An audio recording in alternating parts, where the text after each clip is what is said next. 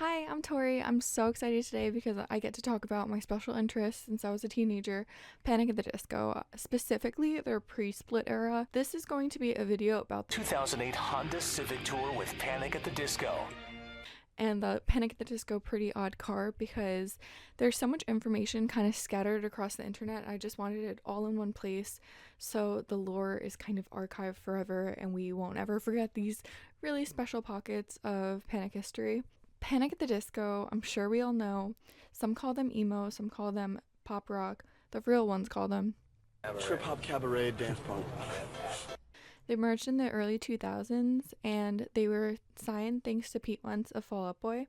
While A Fever You Can't Sweat Out had a heavy influence from the visual storytelling and the electronic sounds, the sound from Pretty Odd was a departure from the electronic pop rock sound and ventured more into classic rock sounds, inspired by the Beatles and the Beach Boys.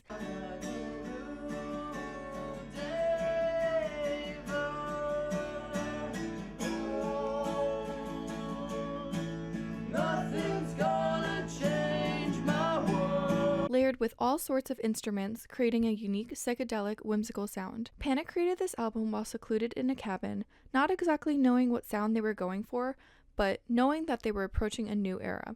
We were locked up in a cabin away from any people. We all just kind of went a little bit crazy.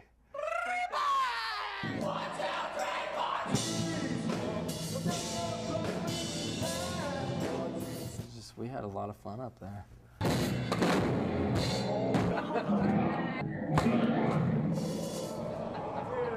I think I said something like, it's the end of the electric guitar era. Looking back, maybe it was a bad idea, because that guitar wasn't so bad after all. But I hated it that night, so I burned it alive. Not only was this a deeply special album to Panic and music fans alike, even being sampled in Pink Pantheress' most recent album, Fancy That in Song Tonight, their era that surrounds Pretty Odd tugged at the heartstrings of fans right from the beginning, from the viral promo of the album. The Honda Civic Tour, which started in 2001 with Blink-182 as a guinea pig headliner, promoted the Honda Civic car. Bands and artists were allowed freedom to design a Honda Civic that a fan could win. Creative control was pretty much in our hands, and that's a big thing with our band and everything, so that was one reason why we wanted to do it, because we'd heard that, the bands do have a lot of say in what goes on this tour, so. Especially for this tour, it's a lot less of trying to shove a company's name down your throat and more promoting something that actually matters. Headlining bands over the years such as Paramore, Fall Out Boy, Linkin Park, designed an iconic Honda Civic car with different features that reflected the band. Some honorable mentions is Paramore's 2010 car included a wrap the color of fiery orange-red that reflected Hailey's hair with butterfly motifs to represent their album Brand New Eyes. And check this out, you can win this Honda Civic that we designed. 2007 Fall Out Boy's car had custom graphics, included the Overcast Kids umbrella shielding, falling stars, and the Clandestine Industries bat logo, along with a personalized message from Pete Wentz on the car radio. My Chemical Romance even designed a bike that was inspired by the anime and manga Akira and promoted their album Danger Days, which was really cool. In 2008, Panic was the headliner for the Honda Civic Tour for the Pretty Odd album, but this wasn't exactly Panic's first time being involved with the Honda Civic Tour. A year before, when supporting act Plus 44's member had a family emergency, members of Panic, Brendan and Ryan, surprised the Pearl Concert Theater at the Palms Casino Resort in Las Vegas, Nevada, with an acoustic set with Mark Hoppus. Me and Brendan. We had a special guest with us. It was Mark Hoppus from Plus 44, but they weren't able to play that show that night, so I flew in from LA and Ryan drove from his house and we just kind of Put a little set together. winged it.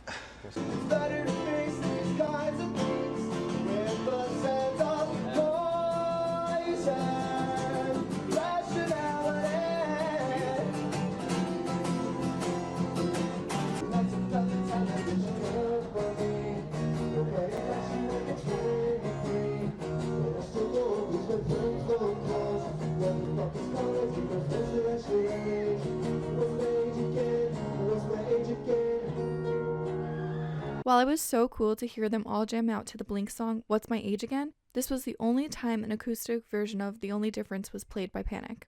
Every year we go through a selection process. We're looking for an up-and-coming band that's appealing to the youthful market, that's exciting, and have a very good appeal not only for our demographics but for the market as a whole. Panic at the Disco is a group that we think is hitting the mainstream. It's going to really do well for us, exposing our product. Please welcome the headliners for the 2008 Honda Civic Tour, Panic at the Disco! Panic was headlining with supporting bands The Hush Sound, Motion City Soundtrack, Death Cab for Cutie, and Phantom Planet. The other bands that are on the tour, we've just made good friends with. It's kind of like being at home, just, you know, you're just hanging out with your friends all the time. It's kind of just like summer camp for us. One of the sets was recorded and filmed in Chicago, known as Live in Chicago. I'm forever grateful that it exists because in Folkin' Around, Brennan does this like silly little like whistle noise thing.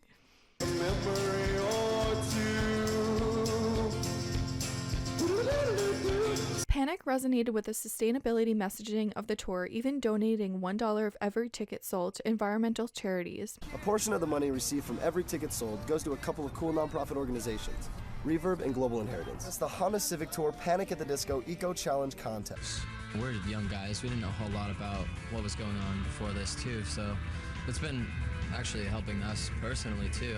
And also took the designing of the Honda Civic to a new level by incorporating elements of nature to reflect the eco-friendly vibe of the tour and the flowery nature of the new released album, Pretty Odd. We're actually in the studio at the time that we were designing it, and in between takes we would take, half-hour sessions and sit around together in an isolation booth and talk about, just different ideas. That just sounds crazy. It does. We crazy. did. It's crazy, but yeah. We did, and we just threw out a bunch of ideas. Spencer on the laptop, just jotting everything down and throwing out the stuff we don't like. So the press kit describes the car as follows. The exterior of the car features an environmentally conscious, surreal Earth theme, graphically directed by Panic at the Disco, featuring roots, grass, flowers, trees, animals, insects, and clouds. The custom interior simulates a time machine with burgundy leather door panels and armrests, customized diamond pattern burgundy leather seats, and custom buttoned headrests. The headliner was replaced with mocha suede and had a custom mounted clock which reflects Panic at the Disco's new song 9 in the Afternoon. The custom painted door panels and dash feature gold PD flourishes and windshield hold accent light. A custom installed crystal acts as the gear shifter to transport one back in time. Ryan also describes the car. We designed the interior and the outside as well. Since there's a green theme, we wanted to make it very whimsical with a lot of elements of nature. It looks like a mural from the ground up, from the grass to the rabbits and other animals and into the sky with a hot air balloon. 5, 4, 3, 2, 1! Car! Oh, look at the car! I told them I wanted dirt, so the brown is my fault. Fans could win this elaborate work of art, an autographed car, by entering online or through the kiosks at the show. I was finding some mixed information while I was doing research for this, so I'm not exactly sure what the contest requirements were, but I did find information on the lucky fan, Lauren Gonzalez, who won the iconic Pretty Odd car by submitting an essay about environmentalism. The band was moved by the essay and mentioned that, "We'd like to say thank you to everyone who bought a ticket to the 2008 Honda Civic Tour for not only giving us a lifetime of memories, but for contributing to the most important cause in the world itself." So while this happened almost 20 years ago, the car still remains an important part of Panic history and has had some recent sightings. The last recording sighting was in October 2025 in Alabama via an Instagram post.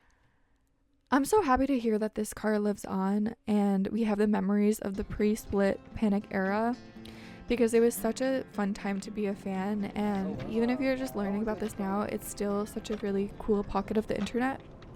Hey! We done? So I hope you like this random little deep dive into the Panic at the Disco Pretty Odd car. So random.